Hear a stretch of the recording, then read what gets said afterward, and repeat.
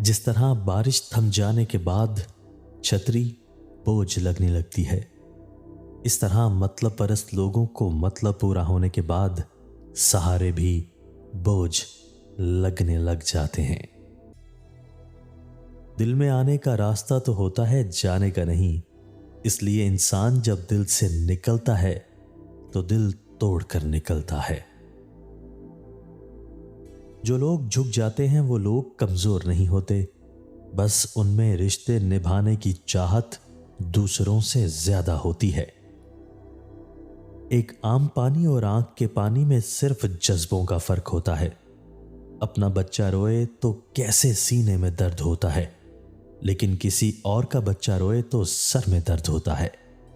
फर्क होता है जज्बों का और एहसास का। बेशक सबसे ज्यादा सवाब मिलने वाली नेकी एहसान और बिलाशुबा और तमाम कामों में नेक अंजाम वाला जाम सब्र है। एक घुमंड और तकब्बुर से लबरेज इल्म इस बात की निशानदेही करता है कि यह इल्म चोरी का है, दूसरों से लूटा गया है। कभी कभी तमाम दरवाजे इसलिए बंद हो जाते हैं कि अल्लाह पाक तकदीर बदलने के लिए तुम्हें भी एक मौका देता है, दुआओं के जरिए। कम बोलने वाले इंसान को तन्हाई में बैठकर सोचने से अपनी गलतियां और कोताहियां भी नजर आने लगती हैं।